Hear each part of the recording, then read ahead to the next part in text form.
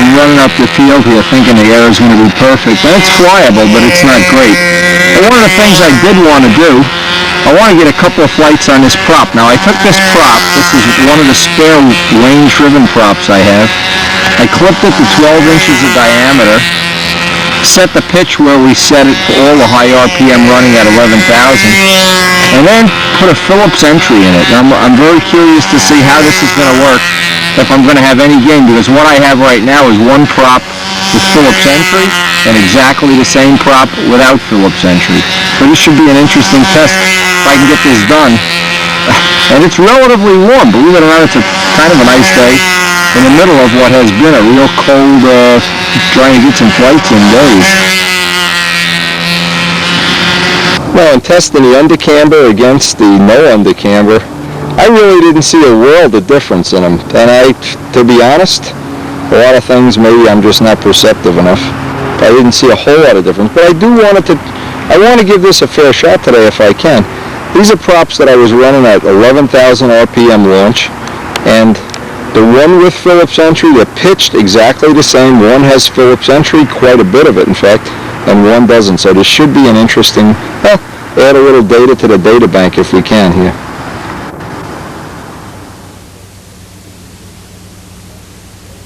Now usually in my past experience, one of the gains you get with a Phillips entry prop is a little more drive in the overhead 8, top of the hourglass. And that's one of the things I'm looking for here. One of the really nice side benefits of this exact combination is no matter how, even if the motor is, you launch it at 11,000 and it tends to be on the lean side, you never really get any of that crazy acceleration in spots that you don't want it. And in the air today, because it's on the warm side, I would suspect it might even be a little weak, might be a little slow, but I won't know. But this is the first carbon prop I've had on here, in all the time I've had these, that's had a Phillips entry. So if we come up with some, what we feel is a good improvement, needless to say, I can then use this prop to make a mold so I can replicate it over and over. Once I get the diameter, it seems like when I want to run 11,000, I got to get the diameter down around 12 inches. That's where the props that have been de-pitched quite a bit run. But it's been a real nice learning, and I'm trying to milk this out for as many afternoons as days, anytime I can get myself up to the field, even for a couple of flights, it really is worth it. Because it's going to be snowing soon. And we get these afternoons that are decent, mornings, whenever you can, I try to get some flying in.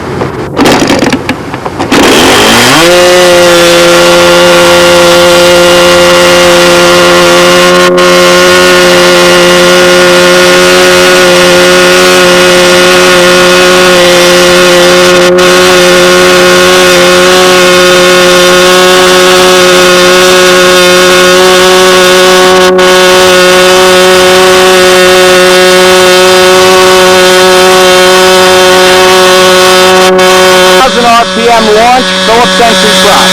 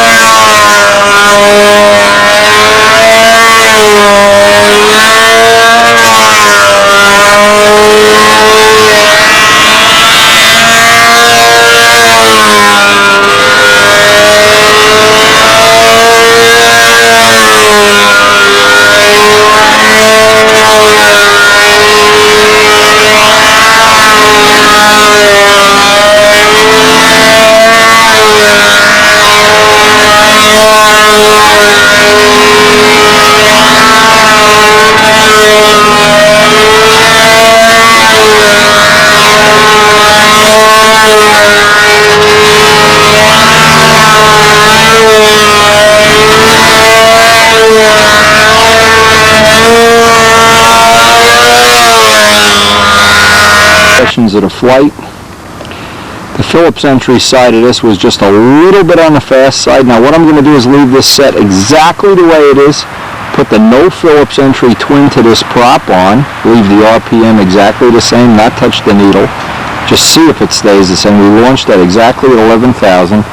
And then see if there's any gain or loss from the Phillips entry as opposed to the no Phillips entry. What I suspect is the no Phillips entry will be just a bit slower, but I guess we can time that off the TV later.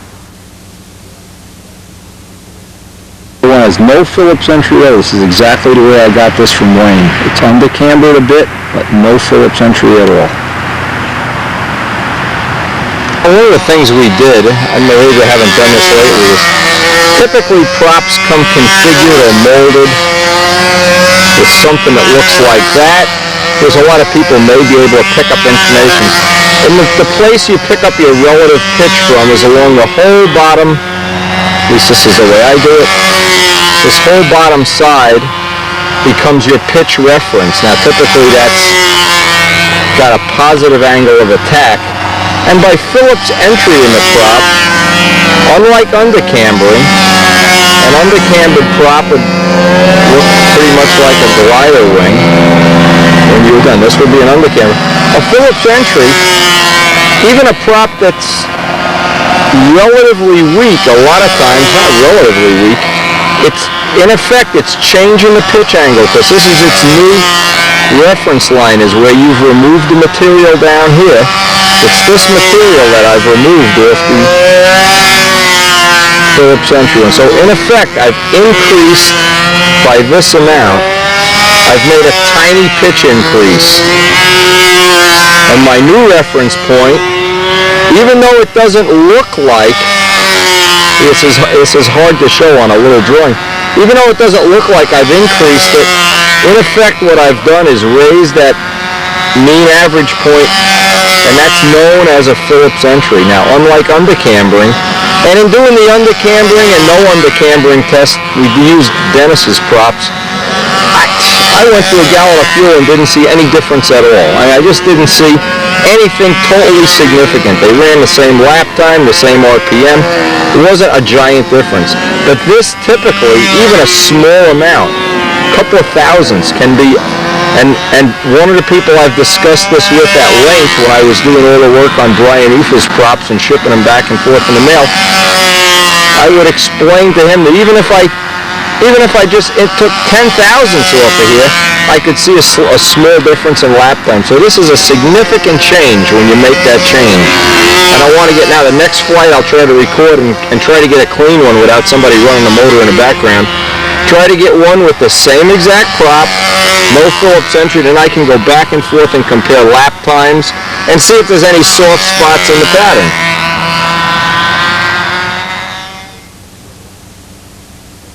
Thinking of something that would be a real interesting test if the air holds up today. This is George's prop, and this is possibly the most undercambered prop I've ever used. Totally undercambered, but it has no Phillips entry at all. It's a perfectly flat. As this airfoil comes down, it meets a perfectly flat line. Now this would be interesting if our if our Phillips entry test gives us something worth trying. It'll be an interesting test now because we've exhausted all the possibilities pretty much on this. It's in this way I can just Phillips entry this right out here and then just blend a little on the tips. I've never cut the diameter down yet. And this loads the motor real nice, but it always seems like the two blades are just a little stronger. So maybe we're going to discover the magic trick here before this day is out. To me, it's always interesting doing these tests because if I can develop, let's just pretend, for the Spitfire or for Strega or for any one of my planes, if I can come up with something that really works well for me, it's very, well, I shouldn't say it's very easy, but it's reasonable to make a mold then from that prop. And then the other people that are using basically the same setup can take full advantage of that. Now other prop manufacturers, Brian Ether for instance, many times I'd make a prop, use it, fine-tune it, send it back to him. I don't know how much of that ever wound up being used in the final production, but I learned a lot. And Brian is one of the people I really like to thank for his input over the years, and good information. and always willing to share it with people, either by email, by phone. He's one of the people I count as a real asset in the hobby. And needless to say, Stuart Sherlock and Brian when they were up here and visited the shop, they are world-class guys in every way. We had a lot of fun at the restaurants. We were feeding them kangaroo burgers, and we just had a great time. They've been at my house twice already, and they've been a joy to have both times. So maybe if we get something really worked out here too, that we find some magic, we'd certainly be willing to pass it on to them also.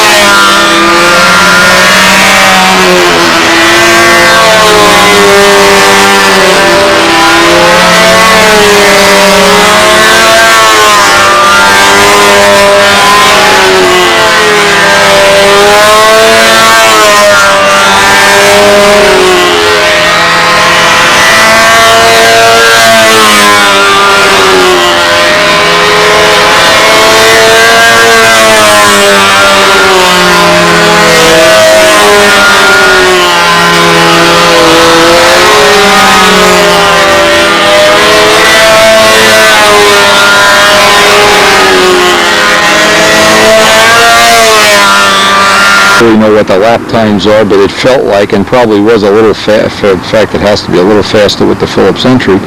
But now I can have some fun. Now I can take the no Phillips entry and go up 100 or 200 RPM. And I basically can just now, both of these setups are totally usable. These are two props that we'll put in our collection of props that seems to be usable. But I would like to, one more time, I'd like to do some work with that 3-blade before this session is over.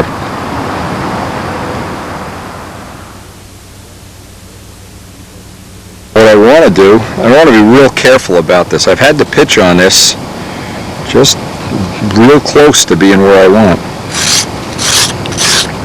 Just going to take the slightest little bit of material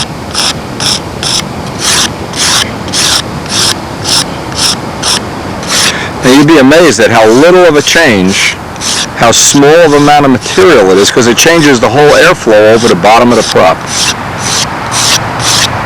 And needless to say, when you do this, you have to be real careful about balancing it, especially on a 3-blade.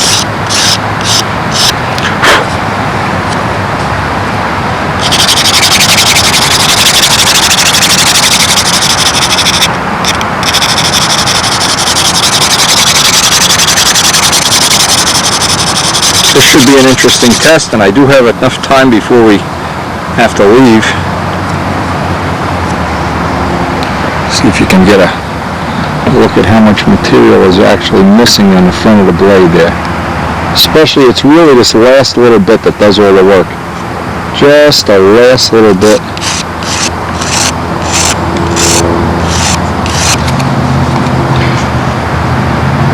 And what that's doing, that's just, now I've never really done one that's really under camber like this. This may be a significant change or no change at all. We won't know till I'll finish this off camera till we get to fly it. These are beautiful props, by the way, beautifully made.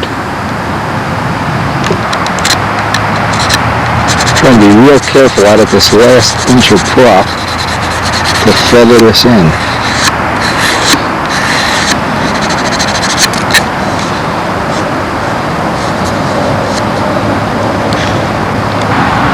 An idea just how much. I tried to make them symmetrical, and I've done a little, I'll do a final balance on this back at the shop if this turns out to be acceptable.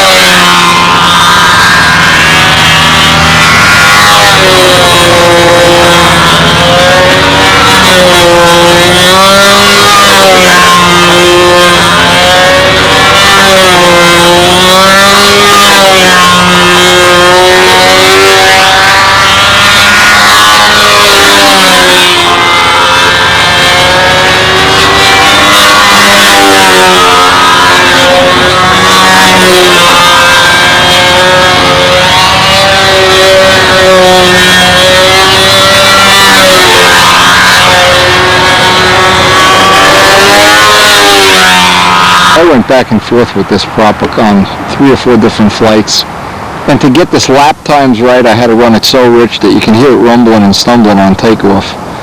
So what I'm going to do is take this one home and just take a little bit of the pitch out. Now that I have the Phillips entry in, just take a little bit of the pitch out.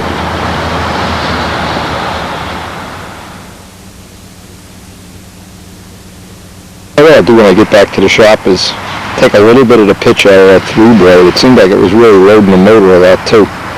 And then there's one last thing I can do, is, which George suggested a long time ago, if that still overloads the motor. See, what happens is you lose the 2/4 brake. You lose some of it in the fact when it overloads in the 2-cycle part. Now this prop, this is what's now our square one prop. Wayne's prop, 12 inches, and Phillips entried. Both the undercamber and the no undercamber seem to work real well.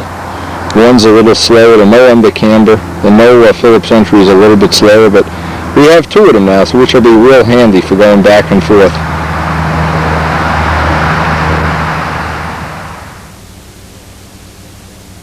Every day I like to write my notes down, what worked, what didn't work, why it didn't work, and why I don't want to work.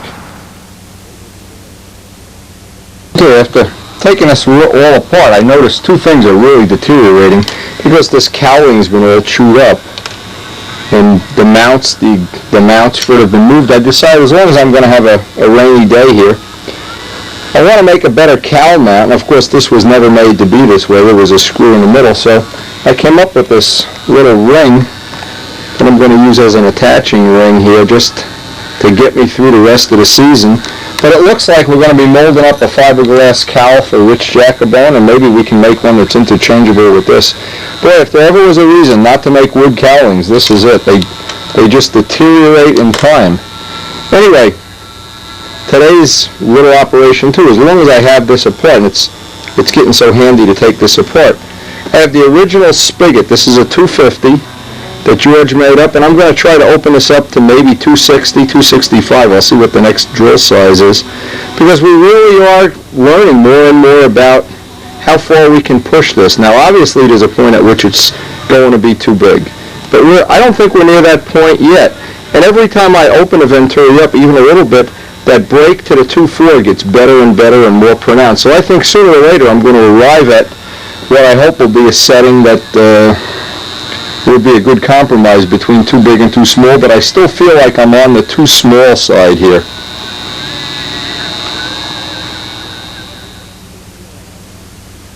Things I've really learned is what I'm going to need in terms of being able to work on the nose section. I really have, combined with the good ideas Frank McMillan and Ted Fancher have passed along, I'm looking forward to really making a lot better of a system here, that this can all come in and out. Now because this was a retrofit, it's a little bit of a nuisance, but even so, I still want to emphasize that if you're designing something up from scratch, or like when we do Rich Jacobone's Cardinal, we want to be able to take this cowling off and slide this whole power package out all in one shot. That is really seems like an important thing to work toward, and that will at least go in that direction, that you don't have to take everything apart to when you do the maintenance on the plane.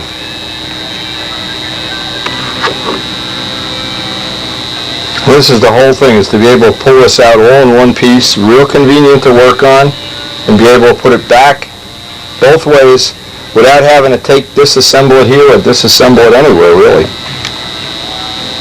Next step here, I want to take the venturi out real carefully and then remove that little spigot. It's a press-in fit. Now that little spigot, I got to press that out.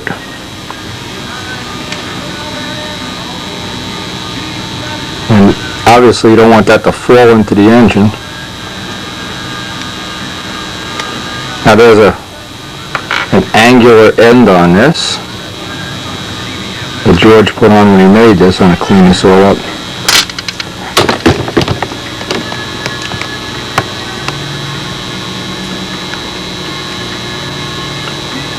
Okay, that hole is 250 right now.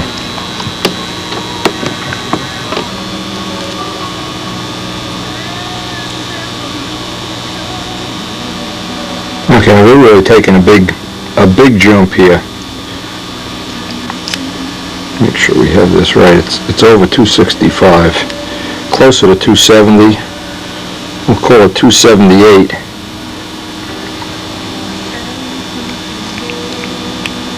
Now I wanted to make sure that it's a straight taper, because if I have a flute on either end that changes, I'm not going to be able to replicate it.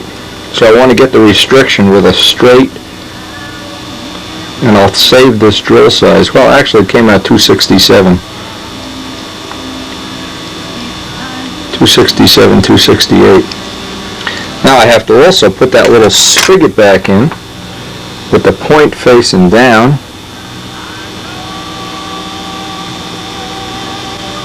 And this really, I have to make sure this is a nice pressed tight fit.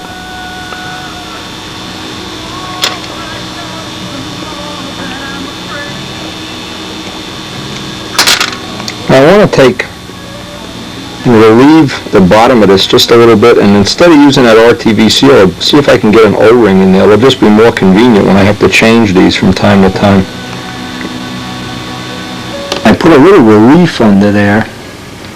What I did, I just put this in my drill press and then ran a hacksaw blade in there, just to see if this is going to be a viable way to do it. Because I've been sealing that up with RTV and not really happy with it. Every time you change your venturi, you have a mess to clean up. We got a bunch of, in fact, let me look for them right now. A bunch of Super Tiger venturis. There must be one that has and we had a bunch of O-rings that we bought. There we go.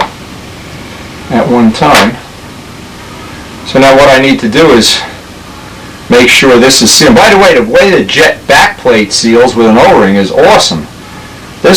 Well, we're going to see if this works any better. Anyway, this might be an idea for George or for Bub if he wants to do that. That seems like a lot better way than doing it with the RTV is really a mess. Well, our lady is still in South Jersey. We have never gotten it back yet, but what I did, I just made this a relative, and by the way, this is not the right way to do this, but this will get you through a day. I just want to cut that groove, and I'm going to just keep cutting it until I get this O-ring to just drop in, because I don't want it to be that I can't screw the needle valve in.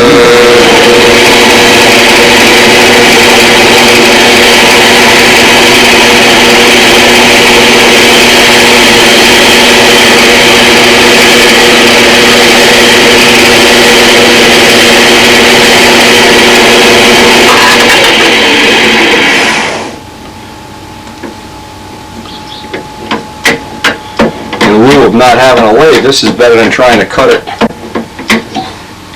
with a razor blade or something. Okay, that's a little deeper. I just have to test fit. I want that O-ring to drop just enough that it seals that, the same as the back plate on the engine. I think this alone is going to be a nice little improvement in the way we do the maintenance on the motors.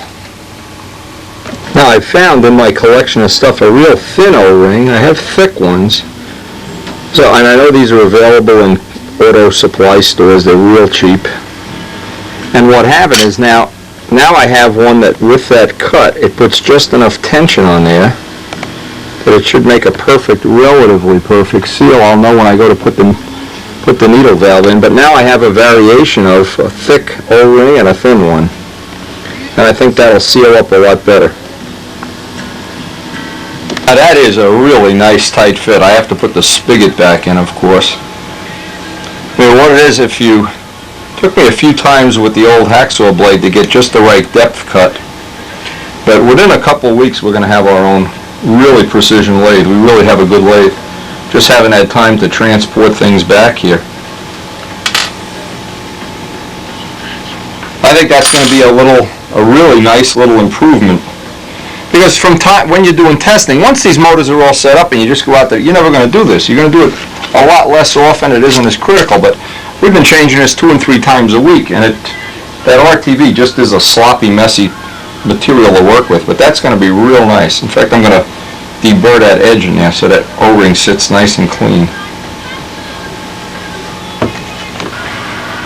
Now that front really, that really did work out well. Real pleased how that worked out. Anyway, I want to just drop it right back in there. Now the other thing is I want to make that cowl reinforcement. Again, having this, all the pipe planes that I've made had all totally different nose construction, and it worked out well. This retrofit really, you have to, especially the cowling hold downs, get to be a nuisance because everything's in the way. But I'm sure we'll figure it out. Anyway, next time we get to fly this guy, we will be trying out a basically 268 Venturi, and once it stops raining, I think we're going to be able to get some flying in. I got that aluminum little reinforcement there. I'll tell you, when you have to go back and do things after they're already done, it really gets to be a pain. Anyway, I'm mixing up some epoxy with some white dye in it. The purpose of this is going to be to drop. Now, there was a point I wanted to make here. A lot of people might be inclined to put that ring on here and then go drill the holes. Nah, you always want to get this piece in alignment first and use this as the key to attach this piece. I don't know if I'm making that clear, probably not, but like with a cowl hold down, you want to use the cowl itself to line up the screws. You don't want to line up the screws and then carve the cowling. You just make a lot of extra work for yourself. Now, the idea of the white dye in here is that it'll, if any of this oozes out in a place where we really don't want to see it, it won't be as unattractive. Especially if you're doing a cockpit, you want to have some dye in the epoxy. And what I want to do is I want to use the cowl hold down screws to hold this right in alignment.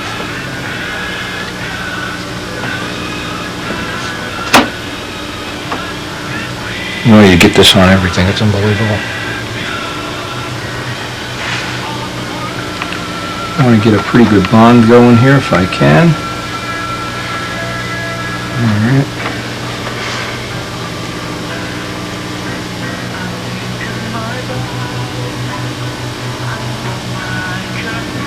Now the only downside of this is I will have to take the spinner off to get the cowling off. But this cowling, what was happening, it was getting looser and looser every day.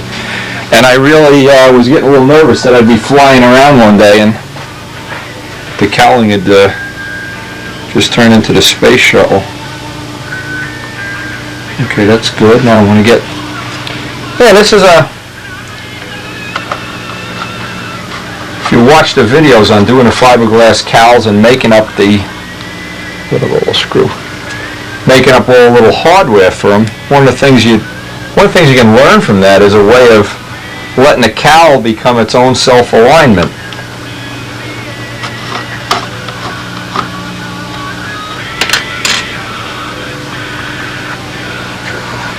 The little epoxy that's left over, you can use it, actually you just use it just like touch-up paint. A little bit of heat will let it spread thinner, and then just use a little baby brush.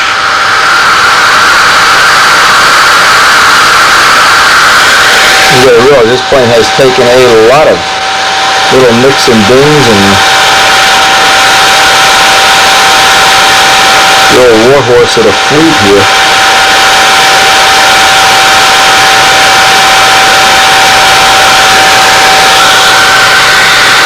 I was speaking to Frank Finelli yesterday, and he expressed some interest in publishing this as a construction article, so maybe we'll be able to see it in print, so to speak, and get some new photographs of it.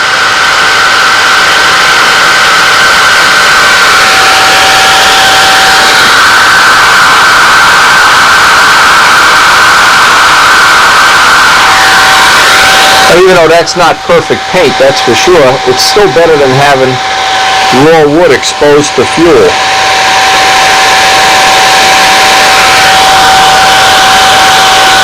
One of the things I wanted to do, because we Phillips entry'd these props, I wanted to even add a little more on the camber to it, because we have plenty of them now. We have plenty of props to experiment with. This is one of Wayne's props, and of course, this has been really handy, having this tool to do the undercambering really great.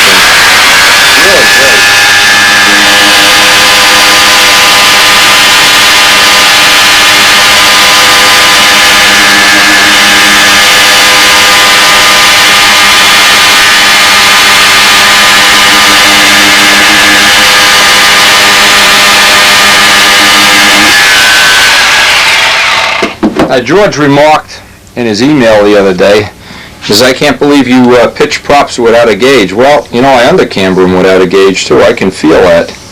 I'm sure you can, once you do enough of these, you can feel that.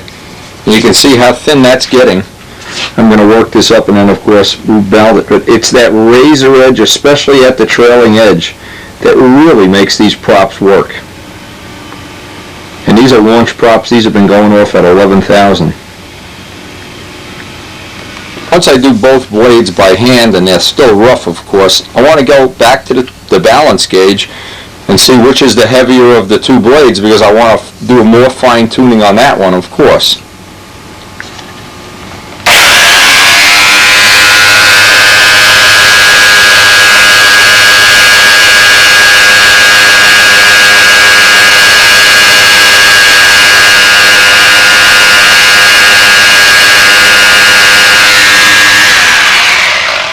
Now, I've said a lot of times that I spend a lot of time with propellers, and it, even subtle little changes, like just adding that Phillips entry, or just undercambering. Now, these props already were undercambered some. I've been undercambering them more and more to find the point. There's going to be a point at which they get too flexible.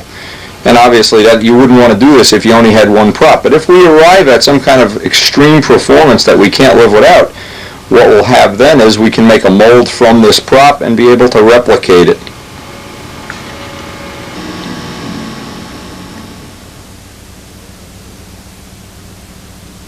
Well, this year, last year I didn't cover the pond, but just had a deer net over it, and boy, I was cleaning leaves, forget about it. This year, I got a little smarter. I made this little contraption. Even the squirrel approves.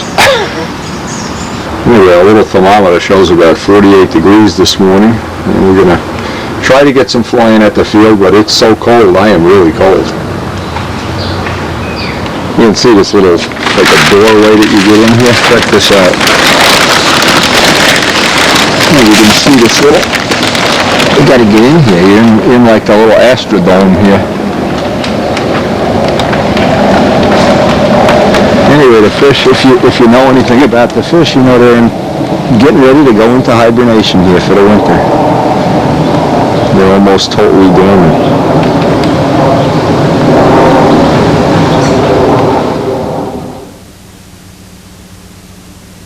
Been working on putting some antique finishes on some of this old furniture, but it's usually around this time of year. When the leaves start falling like they are now, the air's getting more unstable by the day. This is the time of year I start looking forward to building season, and the only reason we're even out trying to fly, look at the piles of these leaves. We're trying to get the last couple of days of flying in, and then we're going to be going full bore on that Spitfire. I am really getting psyched for it, but I guess it's time to put the fish to sleep, and pretty soon, a couple more, maybe we'll get another weekend or two before it really gets cold, and it's, what I'm talking about, it's really cold now.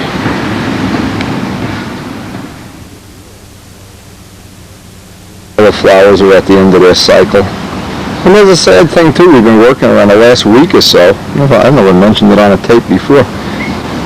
Stacy's cat has been real sick. and we've been told he has to be put to sleep by 2 different vets, and we're going to take him to a 3rd vet today and find out if there's anything they can do from. Look at the leaves just falling down here. Anyway, I have no high hopes we're going to get any flying air, but I do want to go up there. It may not even be a decent day for flying. Looks like it might be a write-off before we even load the car. Now listen, we're taking pictures of Ken's new fish here in Ken's new shop. He's got, what do you got, only 2 in here? Only 2. Oh man, what happened? All the other guys are a history, huh? Oh, they went home to my other tank. Oh, they're back at the house. Yeah, I lost 2 fish with the dropsy, so I got Yeah, you get with the neon green tank right now. What are you making, a Mustang here? No, this is an RC plane? It's an RC plane. That looks cool. This looks like a Banjack deal here. Yeah, this is And he has to cut that in foam, boy. Trying to figure out. Yeah, we cut the Red Baron. I didn't want to do this as a lock-in section, and the center section's separate, so it looked like a 4-piece wing. He didn't want to do a 4-piece wing, so now we have to figure out how he wants to do that. You know what, another piece? Yeah, if you make one wing go over here and then just cut this piece and try to cut this piece out of this piece, so this would be a plug-on little part. Right. It's a pain in the ass no matter how you do it, I know.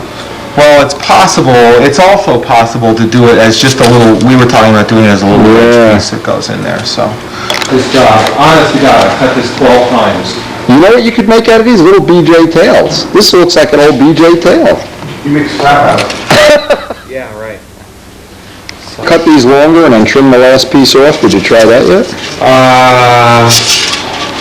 This just looks like remember old BJ tails? Yeah. In 7:1 aspect ratio. No, you can't do that because of the. No. And plus, it's a biplane. That makes it a double pain in the ass. Exactly. And I know this guy's dying for these things, and I just keep cutting them and cutting them and cutting them. Yeah, biplane. Anyway, hey, old milling machine. You been getting any use out of this while I was gone? Oh no. I see it's worn out. It needs a new motor. It needs some gears. What do you guys wearing out everything out here? Anyway, I don't know if you remember how long we spent building this shop and putting this together, and it's really in full operation now.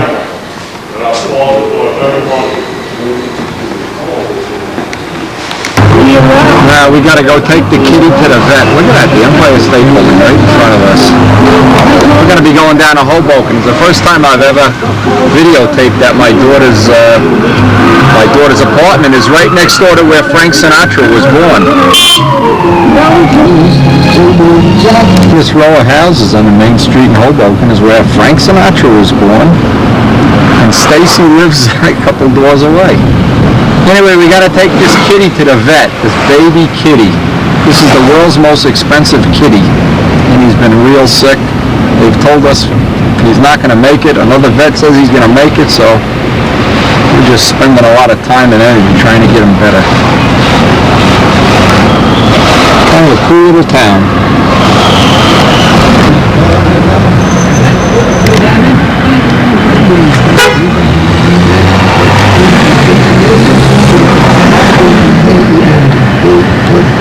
Uh-oh, here comes Kitty.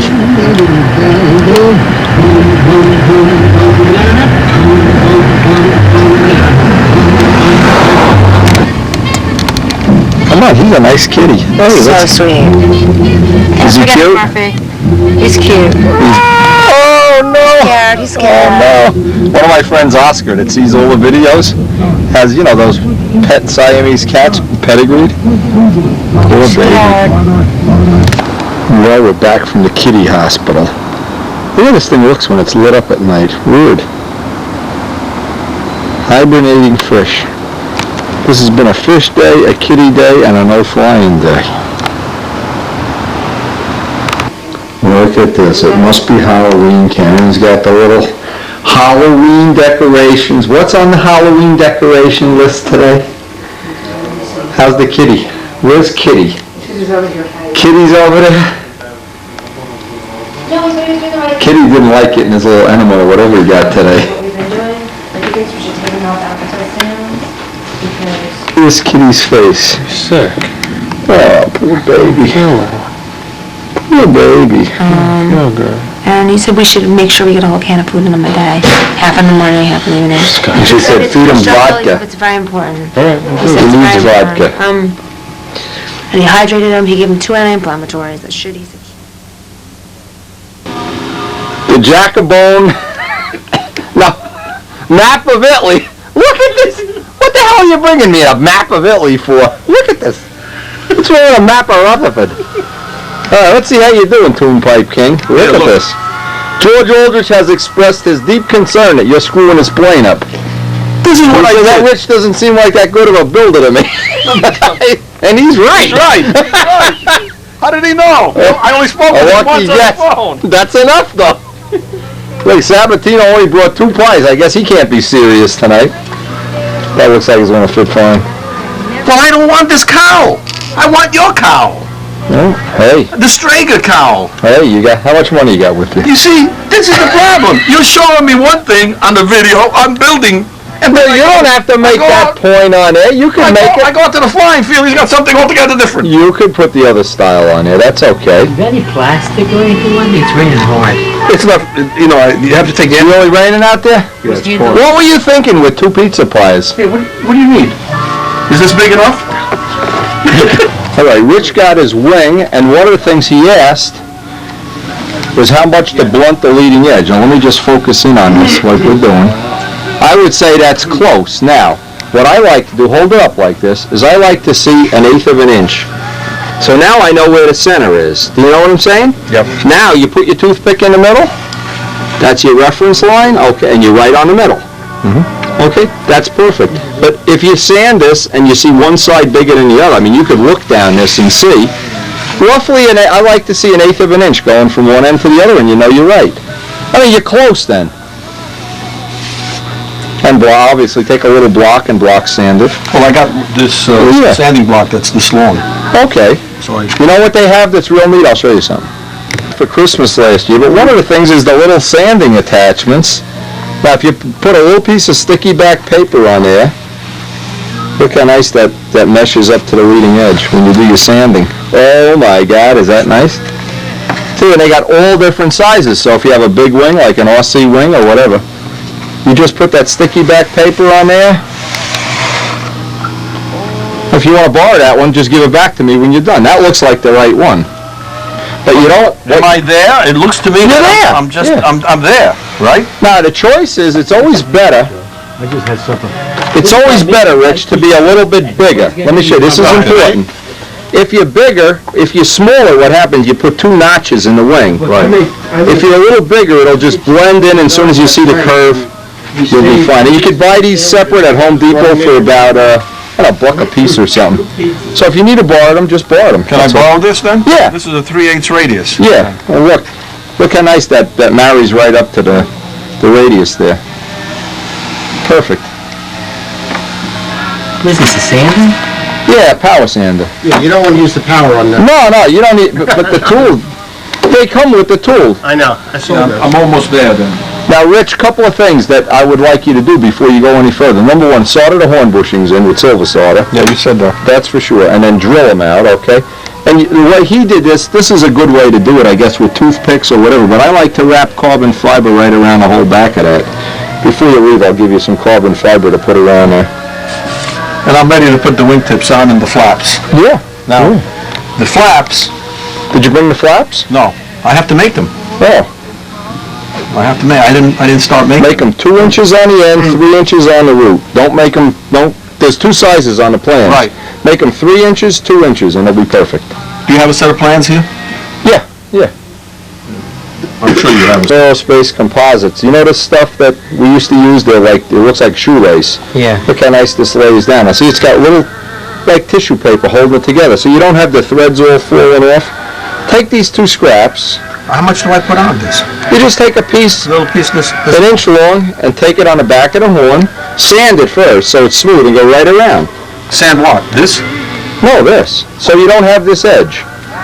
Okay? I'll do one side for you before you leave. Just get this kink out of there so that the piece can go, say, from here to right around the other side. Yeah, just strip one off. You only need one piece. You're never going to be. You're I'm tall with that. No, I'm not going to need all of this. Yeah. No, it's fine. Yeah. They did such a nice job on the wing. How much does the wing weigh? Did you weigh it? No, I didn't. I didn't weigh it. It's plenty light, believe me. These things are light as can be. Well, There's no lousy wood on the whole kit. No. I mean, I'm practically finished with all the sanding, yeah. you know. This is nice here. This is nice how you radius that, and I like that. That's a nice little touch. Okay. Now I gotta, you see, I didn't do anything here yet. Yep, don't need to do that until you're all done. The Right. rings in silver. Then It's I'll- ready to put, just before you put it in the body, you can do that. Yeah. Don't have to do that ahead of time.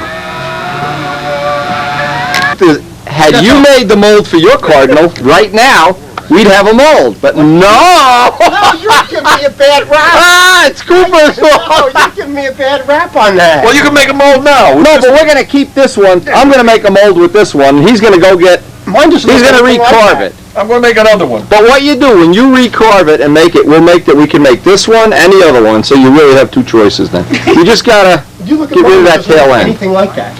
It doesn't look anything like anybody else's. No, you have one from the old Midgley mold. Okay. That's Midgley's mold. Okay. Well, I've never seen. You want that wing, Robert? I'll sell it to you. Nice Cardinal wing. That'll be enough. They go quick. Now, in this part of the tape, Mike Cooper, Cardinal Master Supreme, who won every contest with his Cardinal 2 out of last year. 3. 2 out of 3. Well, we'll make it even 3. We don't stress the truth. Anyway, he is going to do a little Monokote demo.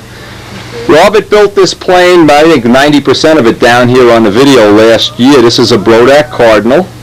And the object was, we wanted to paint the body. Robert doesn't like to paint. And have Mike or Al or somebody in the club do up the wing with Monokote. And he'll give us some tips and some tricks and some... I hope now anybody knows I don't Monokote. I don't have the iron and I don't know what I'm doing. So that's 3 out of 3. But anything that you can add to it, Mike, believe me. This is a nice little plane. This is going to be, I mean, I hope it's going to be the pride of Robert's fleet. The pride of the Rent-A-Rex or whatever. I don't know. What is it that we're going to be striving for here? How much does this weigh? Did you weigh it yet? It's late. Oh, and you got the profile gear already? We're going to have carbon profile gear pretty soon. All right. And you got Monokote that matches the plane. Did you come up with, you're going to do white or red or? We're going to do red, and then we're going to do white. What I want to do is where you put on those arrows? Would you put on your Cardinal, you know that? Oh, the arrowheads. Okay. I can make up a pattern for them.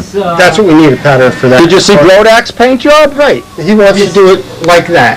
Do you like that paint job better than Brodak's? What paint You job? didn't see Brodak's, did you? No. Keep this right by my desk. This is Brodak's little paint job for the kit. This is going to be on the kit box.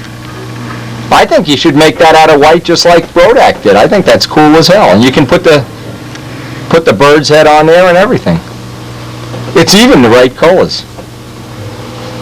It was, and since it's Robert's money paying for this, the vote is that we're going to go with Wendy's paint job. So John Brodak says, don't bother coming out to his contest this year, Robert. Stay home and keep your custom paint job. I work on Saturdays. Look at this Jack of Bones trying to steal something off of these play. I got to keep an eye on this I want guy. to see how you have... One of my tune pipes is going to disappear here I want to tonight. see how you have the engine. I'm counting the hinges that you have on your flat. Oh, you can't afford that many hinges. This one is started. Now, to start the job, Mike is starting with a pattern. You don't need this anymore, right? What, the bag? No, my fuselage. No. He's putting it in the garbage. Look at this guy. He has a lot of confidence in his... Now, we'll make the mold for the top block as soon as they're done with the Monokote. Oh, yeah. That'll be There's no rush. I can even make it. He doesn't need it tonight. 3 o'clock in the morning we'll be done. All right, so we made a paper pattern of Robert decided he likes my paint job better than Brodak's. I can't believe that. I like Brodak's better than mine. No. I think he's just buttering me up. He thinks I'm going to deduct this off the bill tonight. 2 pizzas. 2 pizzas. Oh, are we talking pizzas? And he took 2 gallons of fuel, a bum. What a bum, I don't know. Gallon and 3/4. Master Fuel. George Rodriguez said that's just as good as Taffner's. Then you gotta, Unless Taffner goes back in business, I don't know. you gotta pay all that shipping. Well, you can drive to Texas. Why don't you just drive to Texas and pick it up? Do we need this piece? No, well, we have another mold. We could do the other one. No, you can use that. I could use You this. can use that. Well, usually, Well, he is cheap. Is he? Are all customers this cheap? After a while, I start using the backings as the pattern, which is the clear plastic. Okay, but basically you laid out a piece of material that a little bit oversized for the wing. Right. And you laid the pattern out on it. Right. And now you need to cut that same And then pattern. we're going to cut the same pattern a little larger in white. It doesn't have to be perfect. And this line on the final job will be pinstriped. It's 1/8 inch. I thought I had a whole roll. We got enough for this. You got enough for that? You got enough for one piece. You got any Monokote home, George? Oh, shit. But you have enough. Oh, but you can't say shit on my video. I can't say that. God. Come on, Robert, apologize. No problem. God, what a guy. You can say pain in the ass, you can say oh, but you can't say poops. I know I bought a whole roll. It's got to be home. Yeah, well, that's a good place for it. I'll go home and get it. We don't need it. We got enough for this. You're saved by the bell tonight, Robert. I hope you know the whole world is watching this Monokote job.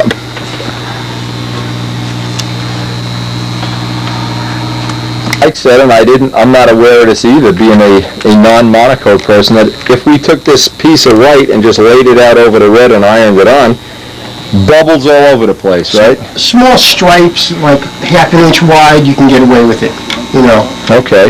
But big pieces like this, a nice big design that's bold, no, you can't do it. But what about stars, like on Norman Casella's plane? Stars you can get away with. But maybe the reason you didn't see any edges on his stars is because he cut the star out of the major pattern. He could have, yeah. And then he could have. I don't know. Underneath. I don't know either. But his work, you couldn't find the seams. I looked for half an hour, I couldn't find the seams. all over that plane because of the compound curves, yeah. Oh, there has to be. Oh, of course, but it's so well done. That's what, to me, Andy Lee too. Andy Lee's plane, I like the Impala. Right, that was a nice one. Where the triple rudders are, you can't even see it on the triple rudders. You can't find the seam. Okay, Robert, you cut one out now. You're not doing any of this? No, Robert's doing it all because he cursed on my video. The women of the world, I'm going to be getting letters about Robert cursing on video.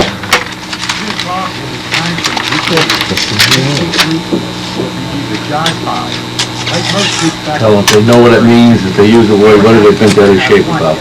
Are you trying to figure out how you're going to get that behind the horn? Is that the Yes, deal? and I don't see a way to do it. I mean, I guess, well, because actually there's a piece going around here, right? So we can't go further than the horn.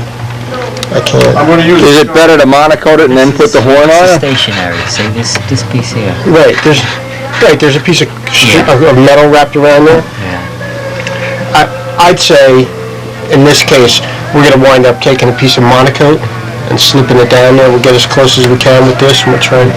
I don't really know any other Well, way. you're never really going to have a totally sealed thing with Monokote, right? I mean, you're going to be sealed 90%. If you plan for it, you can do good. 99. 99%. Yeah. But this wasn't planned for, like, Yeah. you know, it wasn't planned that way.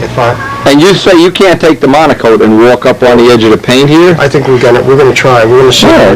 We're gonna see. That's why we're doing the bottom first. Okay.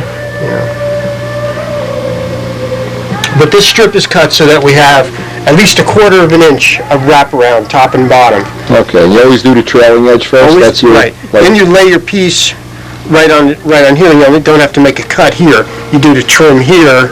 Since it's on the bottom, you can let it wrap around a little. The final cut on the okay. top piece is when The seam shows on the bottom then instead right, of the top. maybe just a little bit. As long as you use a straight edge and make a straight cut on Monokote, you can't see it. It's when you get Maybe that's how Norman gets those edges that you can't see. jagged cuts are what you see. Straight cuts, it's hard to pick up. With a straight edge and a straight brand new blade, you don't see it. Right, when I do two colors on a wing, that final cut, I'm there laying a straight edge along Right, the leading okay. edge and trying to get a straight cut. If you have like a red bottom and a white top or something. Yeah. Hey, Craig, I never could do it. It's hard to do. Is when you make your cut, that final cut, is you cut it at an angle so that when you lay it in, it goes with the taper of the cut, you know? But, I think that's a lot of theory. So I think we're gonna have to go this way. I think this is crazy, but this is my fish that swims upside down all the time. Notice he's upside down. The rest of the fish are right side up. Well, because This is Bert Norman. every time I did wing tips, I The upside down fish. He swims. He doesn't only stay down there either. And what there's, you know, All the guys are laying up the Monokote. Rich is in here breathing in ammonia fumes and getting high. We're going to mold up the top block for his Strega. We got the mold. It looks like it's going to fit real nice with the jet body. See, when you make the body for the jet, the mounts come a little bit closer together than for when it's made for a 60, so you got to take that into account. But because of our master mold making techniques that Rich has developed over the years, parents would do the laundry while you're over here too. Okay, the first thing he's doing is getting this. We're going to give him 5 minutes. Soak it up, rub it in with your bare. You got to get the wood so soft. And this is a real nice piece of wood. You're going to be able. This one won't even split probably at the back. Let it soak. The longer you let it soak, I'll go out there and make sure those guys aren't having any fun monocoating. They got one wing, we're almost ready to go. In monocoat heaven, Mike's just tacking on. What do? You just tack it, Mike? Well, Every so often? if you start here and try and run it down, you'll never get it. You never get it. So you do half again, half again, half again. Right. And we use that same thing when we put on the main piece. Well, so you can get the wrinkles out, but you want them at a minimum. We will have no wrinkles. Absolutely not allowed. I saw a guy, I'm trying to remember where it was, doing a monocoat demo. Well, you couldn't find the seams, you couldn't find at all. I mean, but this is a guy that was probably doing it, for 10 years.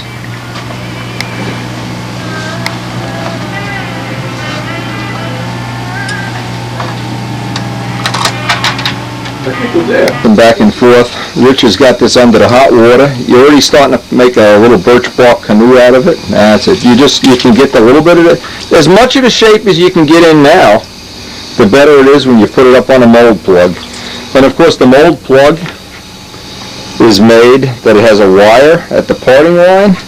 We're going to start at the front wrapping it. This is kind of an Al Raid, Frank McMillan technique of, I'm not really sure who invented it, but it certainly works like a charm, boy.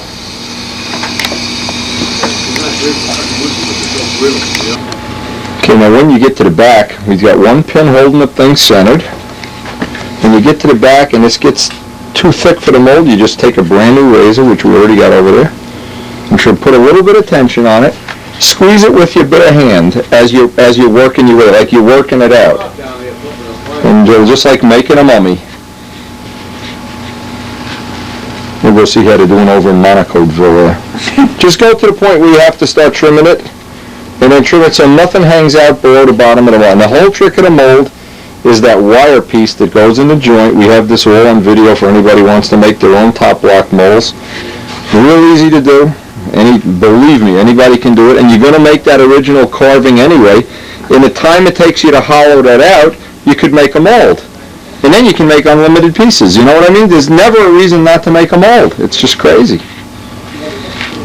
Just keep putting a little tension on it. I think the Monokote guys are winning in this battle. The battle of the bulge here. You get to the point you have to trim it, take the pin out, put it in. Okay, now you can carefully cut off. Do a couple inches at a time. Anything that sticks out below this, you could figure this out. Don't cut your thumb off or something. There you go. Perfect. Even trim a little bit 1/8 less, because as long as you got wood down by the wire, it's fine. There you go. And do 6 inches more. Whatever sticks out beyond the back of the mold, leave it there, because you can always use a little extra. Now, if you do 3 inches at a time, that's all. Just put the pin, go 3 more, do the same thing. It'll be perfect. Just like making a mummy. Kind of like a dummy making a mummy here. Monokoteville, the happy boys of Monaco land, have the trailing edge nailed down. Are you going to try to get a lip up here? Yeah, I just want a little bit, but I don't know what's going to happen.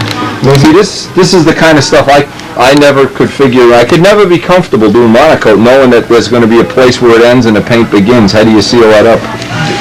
I never, Yes, he does it. I monocoated the whole body. That's how I did that. Oh, okay. So, No, I mean, I didn't know. I heard you couldn't get Monocote to stick to paint, but... You get it up in the air, you never see none of this.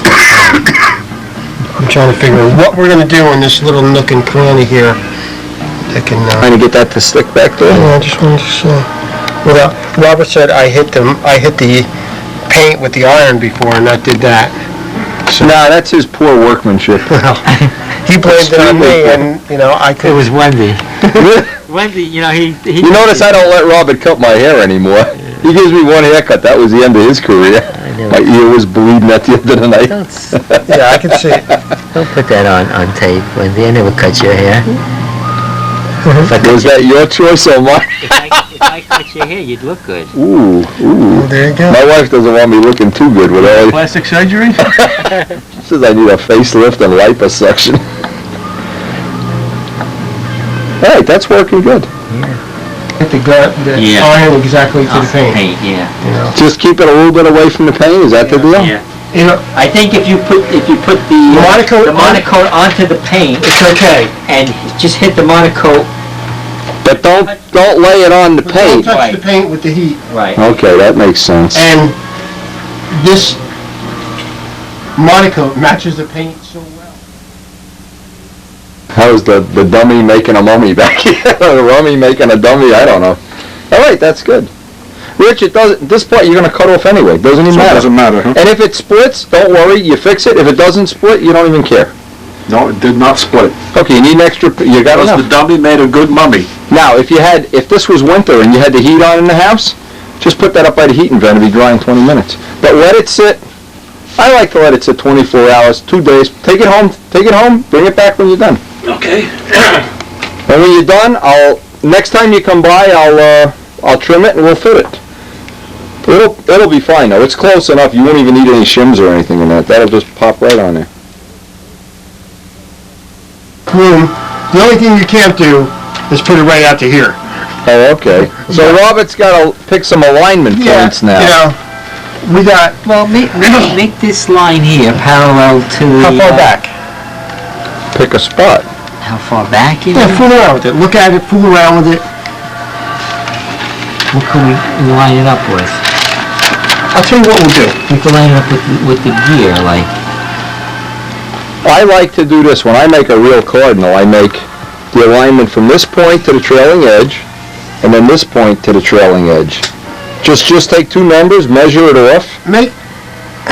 I know you'll have to reinvent it though. I just feel that I need you to at least, we don't want this to go, I'm gonna do the tip in a separate piece. So we can't, so we gotta be we can't be further than there. So As a matter go of, right about there. as a matter of fact, let's do the tip now, and then you can put it over a little bit, and you get this right down to the end. We'll do the tip first. How's that? Okay.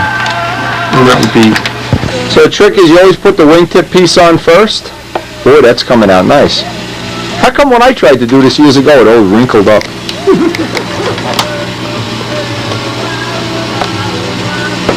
Looks nice. Look how nice he's got that. I'm telling you. When I saw Cooper's Monokote plane, the yellow one, the Magnum, with all the different stripes on it. Was that a Magnum, the one you Yeah, had, the yellow one? yeah. I looked at that, I said, oh, this bum, he's not gonna know this full. I'm gonna steal a plane and rip it apart and find out. Yeah, that's nice. Bob Barron had some planes that were monocoated and were real neat and workmanlike too. The guys even cut the letters. They cut the letters out of Monaco too? sure. Boy, that's coming out beautiful. Wow. Yeah, it's really nice. You got all of it out of there. Al does nice Monaco work too, doesn't he? I mean, the couple I've seen of his. Al Knight, yeah. They do a nice job. Yeah, there's a knack to it, boy. There's a knack to getting it. How's that? Good. Wow. Now we got a trim. You can have an extra slice of pizza now, Mike. Okay, yeah. Now you basically just gonna trim this with a... I'm gonna, I went as far as I could before the lead outs are in the way now, so I gotta cut. I'm right to the edge there, so we're gonna cut. Somewhere. And you're gonna take the mold home, Rich? Yeah. Okay. I'll take it home and then I'll give it to you. Okay. Make up the other one. I mean, Yeah. just redundantly. You need some ammonia? No, thank All you. right. And then I'll give you the, I'll bring it back, either that Yeah, or no problem. the flying field or, No problem. when you're gonna be available again. Well, you're gonna come out Sunday too, right? Yeah, I'll be there, if the weather is permitting. But I think this weekend is also gonna be nice. Oh, I hope. I need a flying day. Boy, what a lousy last couple of days. I would have never thought about doing it It's this so way. relaxing when you go there, you know? See, Robert, those are all the little tips that make it easy. And you only have to see him once. You know, like John DeTavio said, he worked with a carpet installer one day. At the end of the day, he knew all the guy's tricks. Next day, he was a little slower than the guy, but he knew how to do it, how to kick it, how to stretch it. I always try to use the gun, you know, and it just... Well, I know Mike can get this. on me. You mean the heating gun? Yeah. It's tough. That's when we do the bottom first, because I never did a wingtip. With a curve like Well, no, I've done some, the GB has pretty big ones. Has I big did it tips? that way. This is really excellent. Now, we just gotta pull it around here and And go up onto the top like an eighth of an inch, quarter of an inch. trim it off. So And then you trim it off and you Right. overlap? And then on the top one, you don't have to be quite so, you don't have to go as far and try and get it around the corner as much. Right. Yeah, the wingtips are where you really see the... Workmanship. Yeah, when somebody really cares to put the extra little time in. What's this? You just doing a rough trim on this now? No, He bends it over and like pinches the Monokote so you, Oh, to leave an impression in it? yeah, so you know where to cut it. Okay. It's really nice, I'll tell you, that is top notch, man. Okay, and this one you're just trimming up, getting all the oversized stuff off? This is gonna be,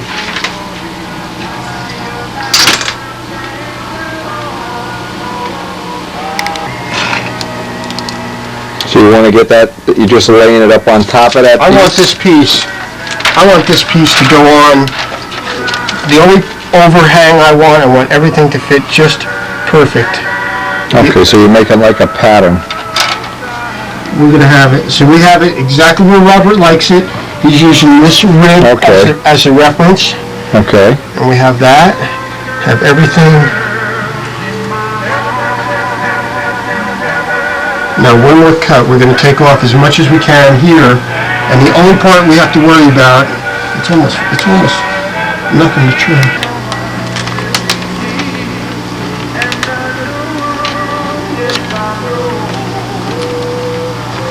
We're gonna be able to go straight there.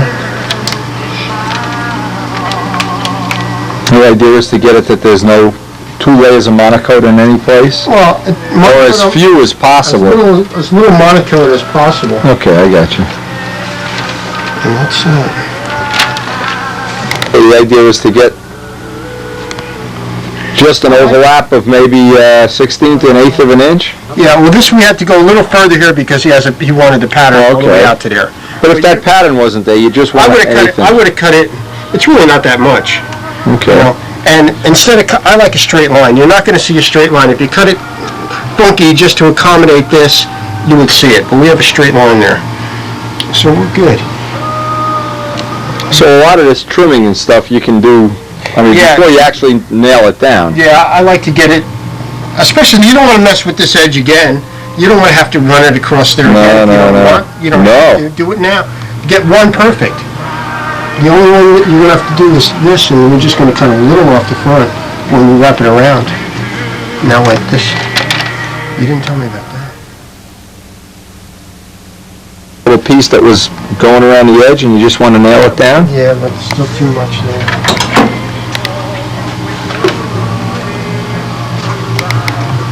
You don't have lefty scissors in the shop there. I got better scissors than that. That's right, this one. We're going to have to do another piece on top anyway, so it doesn't matter. Okay. Yeah, I remember building this, Robert. This was a good plane. Probably the world's longest construction on a profile Cardinal.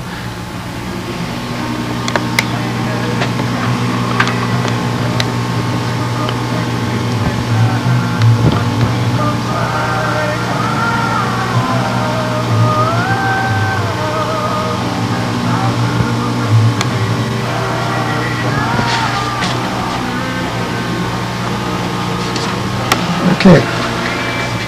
Okay, we're ready for the major part.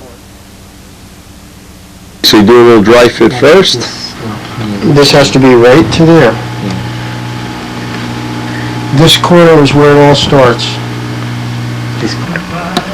Starts there. And you're just tacking it in place, right? That's the object here? The object is to get it right where you want it. You don't want it so close that it's going to round off on the edge there. Just a hair off the edge. And you don't want to do too much right here because if you're not in the right spot, you want to be able to pull it up and give you another shot at it. What chance do you have of pulling this up without? With just a little tack of just an 1/8 inch area, decent. you can pull it up. At this point now, we could still pull it up if something doesn't work right. I want this trailing edge. See, I wasn't even aware that you tack it down like this. I would not have thought of that.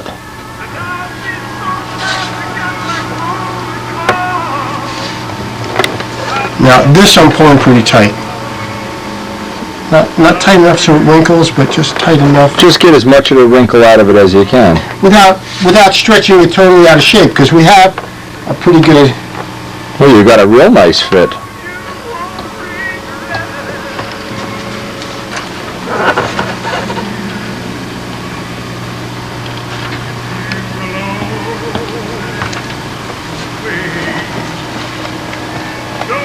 I tell you, this luster coat and the Monokote really match. Oh, yeah. Yeah.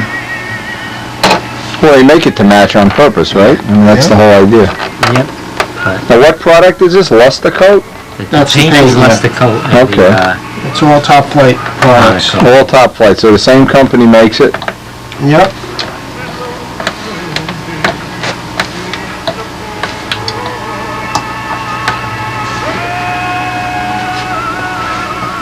Now you don't need much here, but always work to the back of it so you're pulling it towards the trailing edge.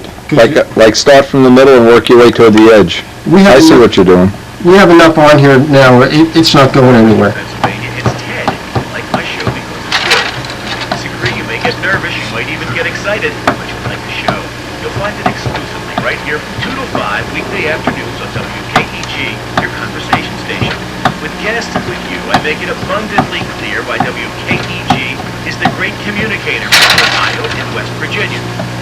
Join me, Ted Byrne, afternoons from 2 to 5. If it's news to you, it's conversation to us on WKEG, Washington. Hello? Albert Buddy McGruff, the crime dog here. Oh, hi. How about you and me taking a walk, getting some dinner, and showing a back? You mean outside? It doesn't take a lot of pressure.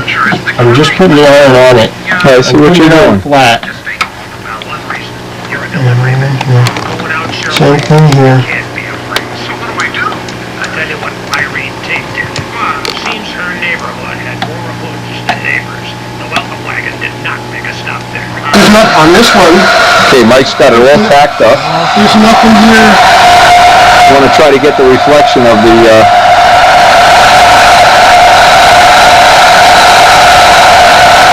I get it out, it comes back again, you know what I mean? See, from this angle, maybe we can get it. I've seen George do this part of it, like on an RC wing, and get it to where there was no wrinkles, but he had to do it 15 times. So it didn't go in the first shot. It's going on the first shot here.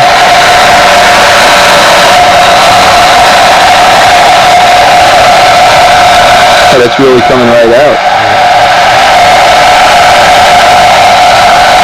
I don't want to get any closer with the camera because you're really putting some heat out here. That's really cool.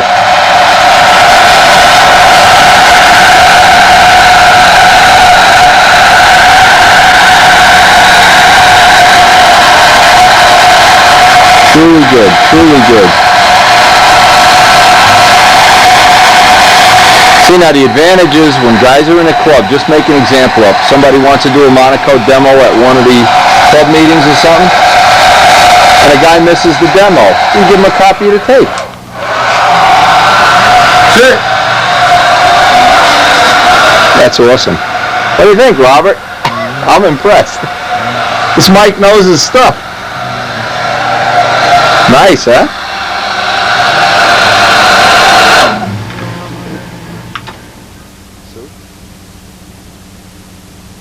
recesses here, and every recess is a place for the Monokote to make a corner, cut the corner, and, you know, it's like wrapping a Christmas present. So if you knew you were gonna do Monokote right from the get-go, you don't glue the hinges in. Right. Glue the hinges in after the Monokote's done? Make it all working, just like you were putting together a plane working. Okay. You know, with the hinges in there and everything, then pull out the hinges. And because I'm gonna run a strip of Monokote just the same way here on every hinge line. That's what I Okay. do it for here, anywhere. So we're gonna have to actually slit it and put it on and see how that comes out. If it doesn't come out good, then you're gonna have to paint. Then you just put little dabs of paint around the hinges. I'm guessing that's what you would do. Well, that's true, except his paint came in spray cans. So spray it into a cap or into a coffee can It's top. just, You could probably use this piece that here, piece right? is fine. So you laid the flap out over the Monokote to figure out where the hinges were and then just put a slit in them? Is that what you did? Yep. Okay. That's kind of cool. Good service at your convenience. Why are more and more people in the community choosing Swift hearing aids? No. When you go to the field and people think somebody did it for you, if you do this other wing, Robert, and you do the top, and I see you at the field and it looks as good as Mike's wing, you've accomplished something. It will. Sure it Never will. high pressure salesman. Swift's hearing aid service located at 1145. You know, you're going to just tack that right in, same way. But if you didn't have the hinges in there, of course, this would be a little This would different. be a lot easier. I don't know how this is gonna work out. I'm gonna try, but, This is the first time you did it this way? yeah, I never, Yeah, I admit this does look a little like the hard way to do it. yeah, this is the wrong way, but we'll try. It's the Robert way. It's a Robert way. Never the easy way. Not for me, it's when I get started, that's right. Every Saturday morning from 7 to 10 a.m. radio and Yeah, Saturday morning sports. Now, we're all going to be waiting to see. Like Sunday, you're going to be out the field with this plane Sunday? Sunday, we're out the field. I think you gotta. When you take it out of the car, we're all going to be dun da da dun da da dun da da I'm dun. not gonna get this Monokote. Wednesday? No, next week. Robert personally guarantees it. I still gotta glue the flaps. I gotta, All right, 2 weeks. We'll let you have 2 put the weeks. push rod in. Even though the push rod is all made, All right, but you still got to adjust everything to neutral and everything. gotta solder it in. I see what you're doing. You're getting all the corners and edges. Obviously, it's like wrapping you made a good point before. It's Yeah, like that's all wrapping it a is. Christmas It's like package up. And boy, do I take a long time to wrap presents. He monocoats all his presents. I mean, it's that symmetrical drafting thing. I just can't get it. It's just the way I am. What do you draft at your job? CAD, yeah. CAD? You can't do plans though, huh? I can do plans. Really? I can do plans. I need a friend that can do plans. Boy, you saw how bad my plans were. Luckily, Bob Martin saves me, and people think I know what I'm doing, man. You know, My plans are not that great when I do them. I can do them. I just never I've never done them because I never had any, I mean, you know, I just never had any to do. So I'll do a set of plans on CAD for you. No problem.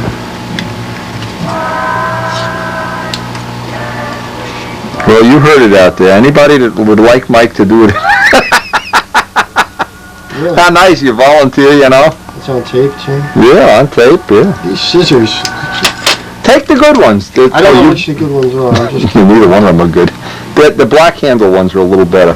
No, once you cut fiberglass with scissors, well, once you cut Monokote, it's gone. same thing. Monokote's You cut one piece of fiberglass with scissors and you throw them away. They make special shields for fiberglass and special ones for Kevlar. And I don't have them for either one, so I just use Karen's up and then go buy a new ones.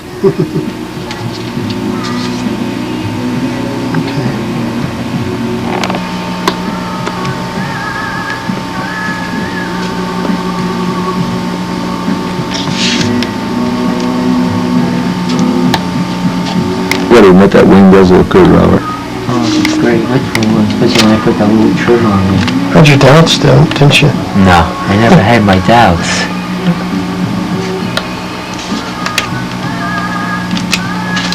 Figured it out. We're almost there. So this was good. Jacoboni got all his stuff done. His plane's on track. He's ready. He's got the motor broken in. He's ready to rock. He's got me making him props. Carbon gear on that plane. He'll be ready to rock. Well, but I'm going to make a mold for these profile gear too in carbon. These are nice, but they're heavy. That's the only problem. Yeah. They are really twice as heavy as they have to be. I got to think about how I want to do this so it'll be a little bit easier to use than those. It's coming. It's coming.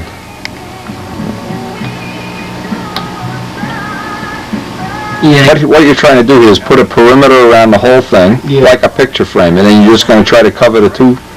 You're not going to take one piece and go around? No, I'm going to do two separate pieces. Two separate pieces is the first choice. Yep. Okay.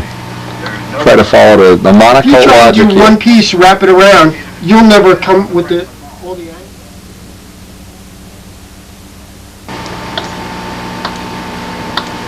I'm Bob Hill. You're listening to Green and Gold, the Lawn Care Show. Basically the same thing, you're tacking around the edges. Mm-hmm. Just little dots, 1/8" dots of... Until you get it so you know it's all in one spot, then you can go over it.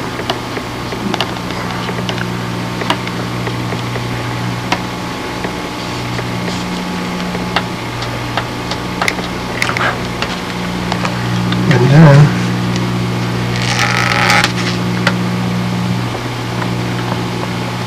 Okay, so now you're just pulling some tension down on it. Mm-hmm. Trying to get as many of the wrinkles out before you even have to heat it. What's the thing that the guys use that has all little holes in it when they go over a solid wood? Yeah, is that worth having, or? I never used it. I never needed it.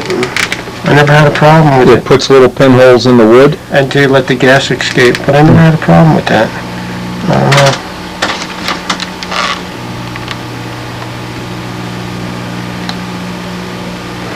This is the bottom we're doing here. Where's the bottom? Always the bottom first. Mm-hmm. Same thing when you paint. Always practice on the bottom, that's the whole idea. Mm-hmm. Buffing too, buff the bottom first. So if you buff through, whoop, go put some clear on the top.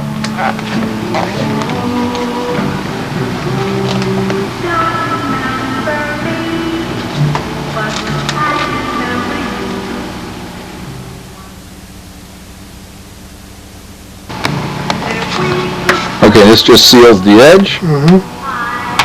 And then we'll use the hairdryer the blowgun or whatever you call it. A heat gun. It's a lot hotter than a hair dryer. You wouldn't want to dry your hair with that thing. Tell you a funny story. I heard from somebody, they bought a carbon fiber prop and they said just use a Monokote gun to, soften the epoxy. Melted the prop. Oh, so it must make enough heat you can melt things. Oh yeah, no. You can go through the Monokote with the heat gun. I was heating my prop and depitching it. All of a sudden, I had a Dutchy pretzel. Oh no, $45 Dutchy 3-blade pretzel. And you don't dare run them after you do that. No. Goodbye. Hello, I'll have another one of those $45 props, sir. Thank you. All right, it's coming down a home stretch here, guys.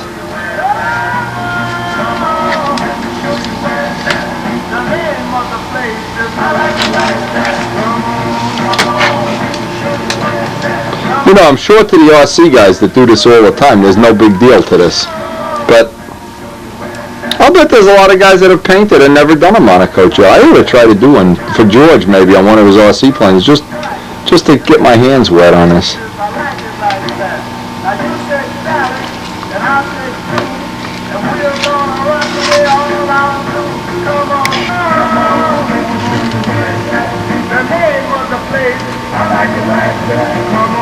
See, what's a pain in the neck is sealing all these little corners and edges. That's the most work of the whole thing. Yeah, the big flat surfaces are no big deal at all. Once you get it to that point, you're set.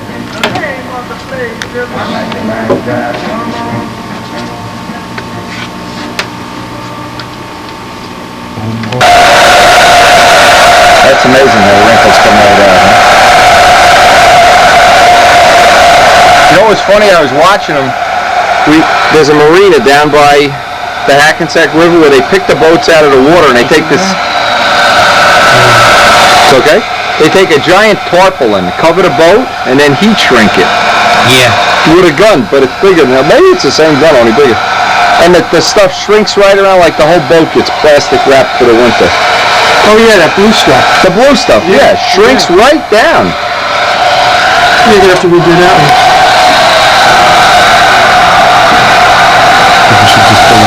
Well, you can. What is that, a razor cut? Looks like it.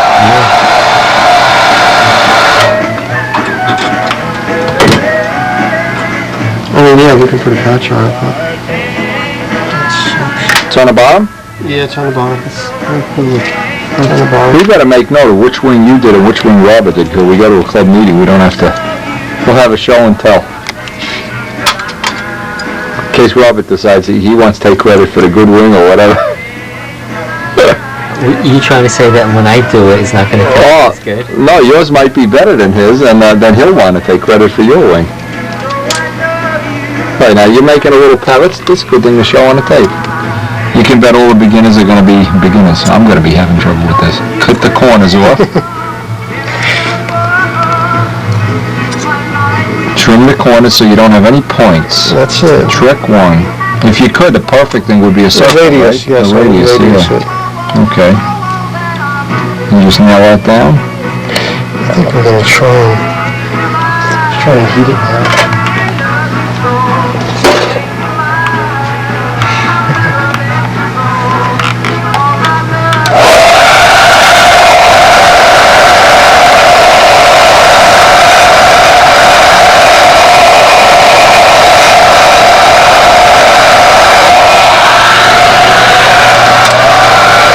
That's cool. I didn't see the mitten before. Is that something you buy in a store or? Oh, Top Flight mitten. Okay. Well, Robert, he's got some setup. Now you got to match it up and cut your hinge slots. Oh, you did it already? I did that already. Oh, you can't go to the bathroom around here. You turn around, they got the hinges put in. Look at this guy. I hit him well? Yeah, it's just, I didn't go where we want it. This one is the...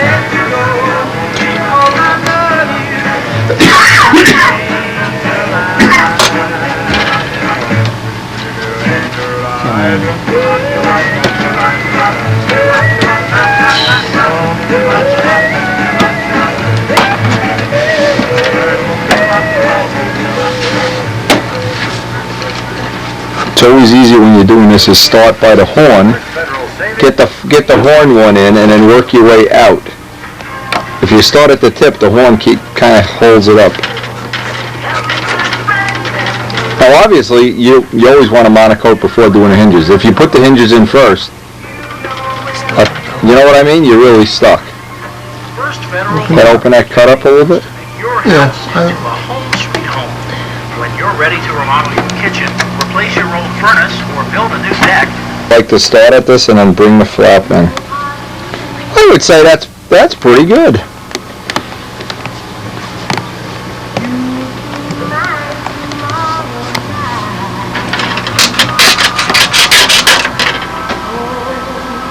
So what do you think, Robert? It looks gorgeous. Now when we see this at the field, predict for me. Are we ever going to remember if Mike did the outer wing or the inner wing, or? Well, we know. Talk to me. Mike did the lower, our inboard bottom wing. Okay. So you think you learned something in this? I certainly learned something. learned This was worth I definitely learned the a lot. time we put into it. Especially the wingtips. And the other guys in the club that get the video, they're definitely gonna pick something up out of this, I'm That's the sure. hardest thing to do. Yeah, the wingtips. And I would have laid the white over it and try to get Yeah, I would have done the white over the top too. right. So to learn how to do it, it's Definitely once you see okay. it done, it's a lot easier. And I think once you see it, I think you can pick up from this point on. I think the worst that can happen is you got to peel it off and do it over again. Right. You're not really locked in here. And boy, that's a perfect color match too. Like the Monokote's shinier than the paint. Oh, yeah. What kind of paint is that on the fuselage now? Luster coat. Or what is it, enamel or It's spray paint? epoxy, isn't it something? It's a lacquer. It's a lacquer? It's like like a dope. You should have brought some over, I'd like to see.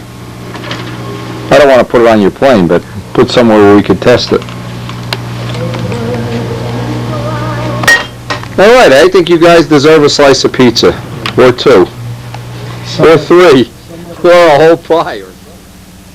See in the near future how Robert does with his Monokote anyway in today's mail. I get these all the time, and I'll tell you, I enjoy every one of them. I save every one of them. This is to Bert and Ernie. When you grow up, you can come play with us big fish. To Bert and Ernie. Anybody who doesn't know who Bert and Ernie are, the two fish, the fish that have terminal tumors, and I basically have kept them alive, even though they can't swim, for how long it is. I don't know. It's probably over a year. Anyway, we'll add this to our list of stuff for the Bert and Ernie collection. And over the years, these of course all come from Glenn and Dawn Keller. And what they used to do is send them from all over the United States, so I wouldn't know who was sending them, but I know. These people don't think I know. The Bert and Ernie sees everywhere. Bert and Ernie, the Bert and Ernie. Even got some from Rory Tennyson. He sent some food one time. Great, I'm sure my fish appreciate it.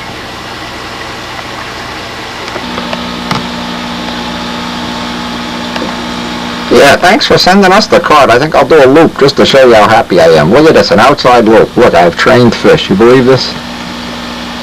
And anyway, back to the shop. Back to work. We're making so many of these gear. I know for sure I've got some out in the real world. People have been flying them and crashing them and everything already. And we're going to have a couple of planes locally set up. Mike Kajeski's going to be over soon to get one of his set up. But one of the things I want to do a little bit of a redesign on this. And let me just explain this. I started this the other day. I started sanding out the mold. By having ridges like this, I can vary the total thickness of the gear. And what I want to do is drop this down about a 64th of an inch. And also put a reinforcing rib running right down the center of the gear, which should make it a little bit stronger.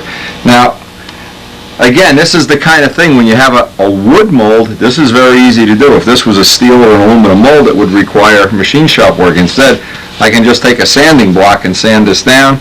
I can mic it and get a relative idea of how even it is. But anyway, that's one of the things we're trying to do is make what I call a prototype mold, make parts that we can test without having to invest a couple of $1,000s in a mold. Then once we know the design is as good as we can make it, and the parts, most of all, that the parts are proven and they work and that they're reliable, then we can have a real machine shop, either Delrin mold, fiberglass mold, or whatever, other material, harder material, because in time a wood mold really does take a beating, even though this one seems to be holding up pretty good. But it would be real nice in this case if these parts prove to be as popular as I think they are going to be, then it'll pay to invest in some real quality tooling. And I am kind of looking forward, even on one of the ships, maybe a profile, to get the profile equivalent of these made, because it's a real easy way to get rid of an ounce and a half off a plane. It's really an easy ounce. It's not the ounce of I'm going to drill 1,000,000 holes in the bell crank.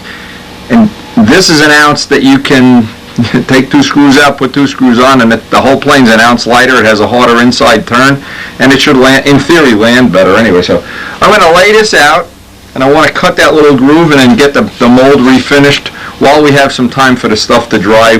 And we also have an interesting project I'm going to work on. Mike Kajeski brought over some laminate to make a wing jig, and we're going to try to lay that out today too, if I can.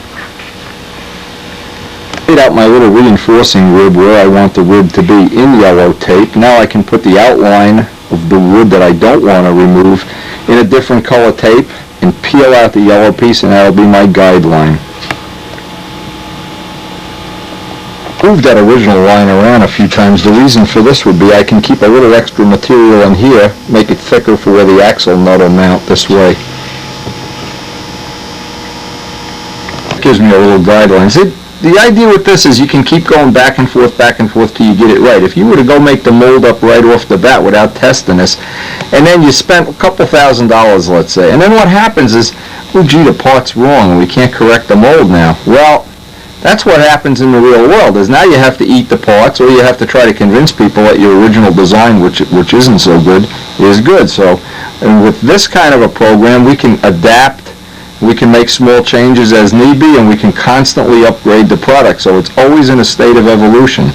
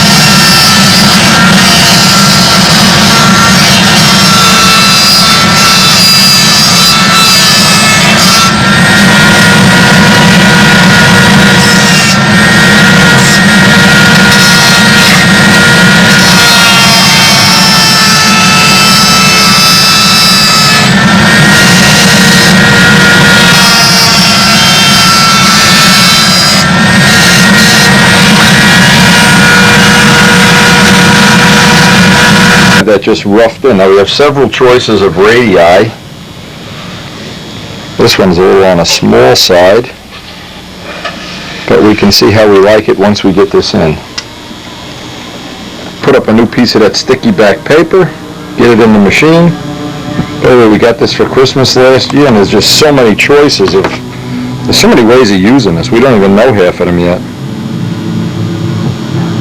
See, but being Christmas is coming up, you know, tell your old wife or your best friend or whatever. These things in Home Depot, they're around $100, but boy, you get an unlimited amount of use. They really are a time saver.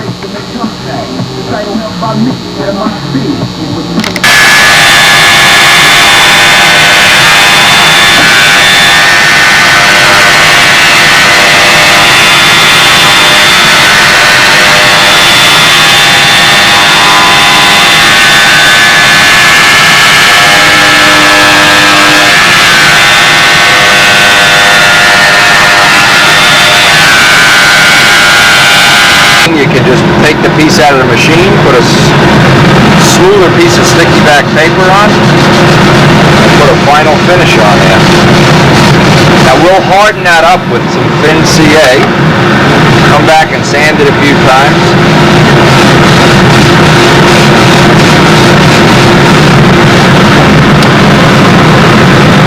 We just took the tape off, now we can do a final sanding, put some thin CA in that groove, and put a nice finish on it.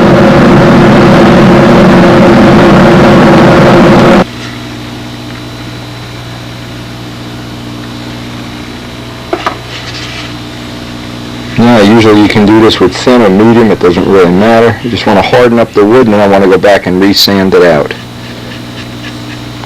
If I put any kind of finish on this, I want to have a nice, the balsa wood as hard as it'll possibly be, like a thin shell.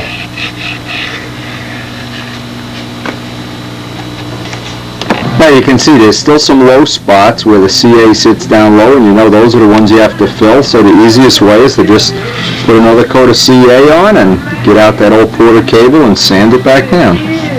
Usually it takes 2 or 3 coats to get all the imperfections out. Kind of like sanding a silver. Okay, we're ready for the first coat of primer. I'm just going to take this outside and spray it so I don't put any fumes in the house. Ordinary Rust-Oleum auto primer. Nothing special about that. It should dry relatively quickly, and we should be able to give it a sanding. Maybe get 2 coats on. We'll see how the first coat dries up. Okay, now obviously we got to put this aside to dry. Now while that auto primer is drying, one of the things I wanted to always have in the shop, never had the time to do it, and I'm going to make the commitment now to try to do it anyway, is a real top-level quality wing jig for building cardinal wings. We build them in the shop, we build them on rods, on blocks, on pins, on needles, on foam, made tsunami with the lost foam method, the I-beam method, but I really wanted to have a jig, and I started with the premise that I was going to buy a piece of special material that they make. I found out the price was $400, and I said, oh, that's the end of that. But I came across something that I think is really worthwhile. I went down to the local Home Depot with Mike Kajeski, and they have this shelving material that's got mica on both sides. And it's relatively straight. Now we got 3 pieces for $8 a piece. So I'm guessing this whole thing is going to wind up costing me about $25, and I'm going to, in the future, I'm going to work on this in all my spare time. I have a little time left tonight. I have a really unique idea for doing this. Like all my ideas, we'll see if it works a month from now. But what I'm going to do, the first thing is I'm going to get the belt sander and dress off. I have 3 sheets of 3/4 inch. It's Formica on both sides, and it's relatively straight. So what I'm going to do is put epoxy. I'm going to sand these all down with the belt sander, the joint part. Spread epoxy on the whole thing. Now I know the table is level. I've leveled the table, and I'm going to kind of let it sit on the table while the epoxy dries. Check it with the string methods. Check it with the ruler method. See just how straight this is, and get all 3 laminations together. Now, with the 3 laminations together, I'm guessing once this is together, we're going to have what amounts to, Mike Kajeski was real helpful. He cut this up. It was an 8-foot length Again, it's $8 a piece. It was so cheap, it was ridiculous. A piece of glass, of 1 inch or half-inch glass, is at least $200. So what we're going to try to do is, this is kind of like the poor man's method. And my object, and the object of all things that I try to do, is not to make something that should be cheap expensive, but to make something that's really expensive, find a cheap and expensive way that an average modeler can do. And I think for $8 a pop, now we had these cut a couple inches oversized when Mike had the saw set up, but one of the tricks was, and Mike had mentioned, you could use alphatic resin and put newspaper in between, and that was a good way. But I kind of, after we debated it out, we were working together the other day on the roof of my house, and we debated out, these are all dirty by the way, we debated out, and I said, you know what, let's just use epoxy. Epoxy isn't prone to moisture changes, and by the time 3 of these are laminated together, now I just have a feeling this is going to be really straight. Now the nice thing is, if you only have $25 into a jig, you can afford to loan it to all your friends. If you have $500 in a piece of glass, maybe you won't be so quick to loan it out. And like everything around here, everything gets loaned out anyway, whether I like it or not. Sometimes not intentional either. Alright, so the first thing I'm going to do is scuff these up with the little belt sander, a Ryobi. Only on the sides that I need. And clean these up too on that. $8 a piece. I'm sure, one of the things I'm not really sure of is you could probably get away with using 2. But once you get 3 together and the epoxy on it, I can't imagine that this is, in my wildest dream, I can't imagine this is going to start to bow and bend. Of course, storing it, you wouldn't want to store it on 2 sawhorses. You want to store it straight up and down. And if you do make something like this, you really don't want to make it out of, store it in your swimming pool or something. Anyway, let's scuff that up.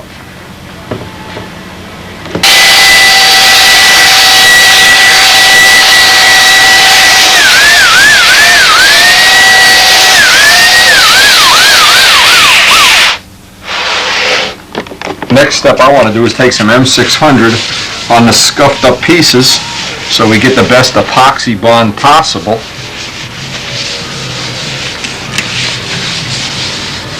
Again, this is one of the projects I've always wanted to have, because now once I have this, I don't really need to have the table in alignment all the time, and it's a constant pain in the neck aligning this table every time we build a wing. This will really save us a lot of time. Plus, the other thing, we can pass this on to other people, Peabody, Sabatino, whoever is building a cardinal wing. It'll have all the ribs laid out, or a cardinal type wing, and I'm going to try to make it in such a way that we can even build smaller planes like Noblers, all on one wing jig. We won't need rod holes or anything. It's hopefully going to work well.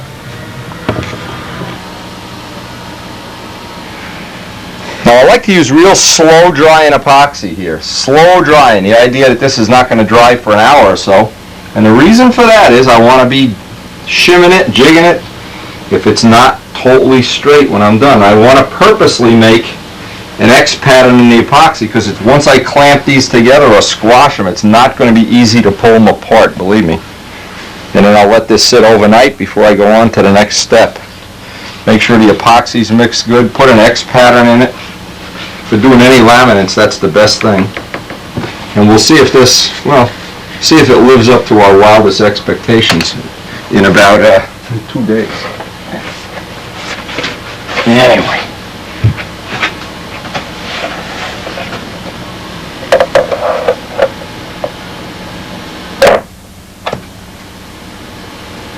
The main thing with this is, unlike my building table here, which is relatively straight, this will be portable, and hopefully we'll be able to get other people to get those nice quality wings. We can do the wings on a rod method in about 4 hours, and we can do them with the pin blocks in maybe 5 or 6, maybe an extra hour. But with this jig, I'm hoping we can get that down to 2 or 3 hours. And that opens up the door to an awful lot of people being able to come over here on a Saturday morning with their laser cut parts, drop them in a jig,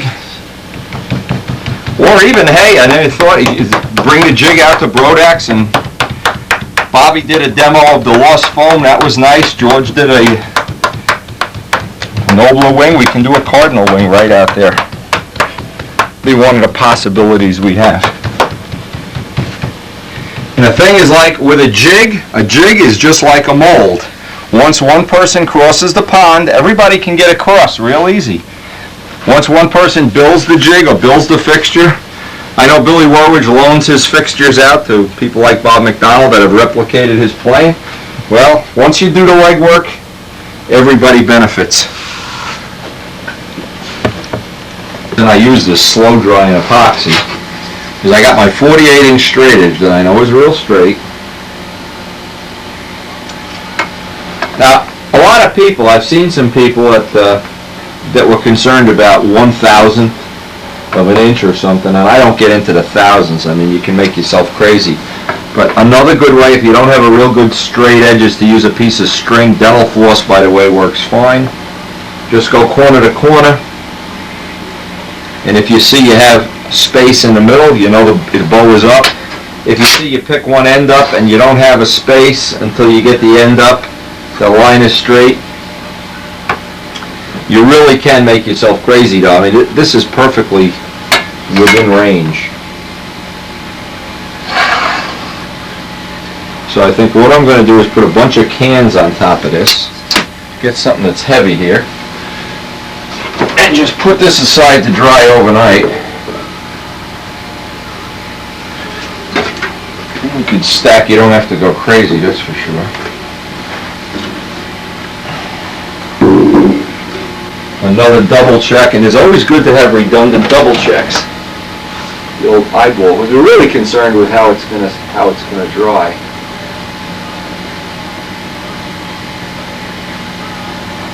Believe me, that's plenty good. We'll let that dry overnight. See what it looks like tomorrow.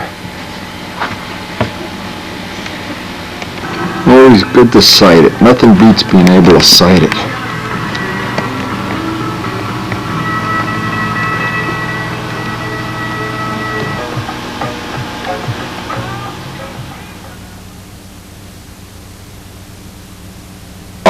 The last thing I can do today, I keep saying the last thing, the day never ends here.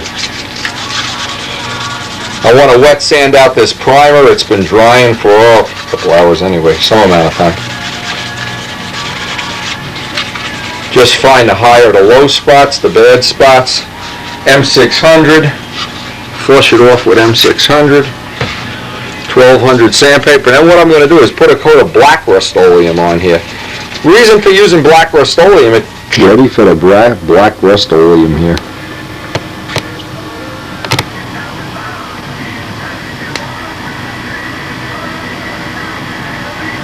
We'll see you on the next tape. Let this puppy dry up.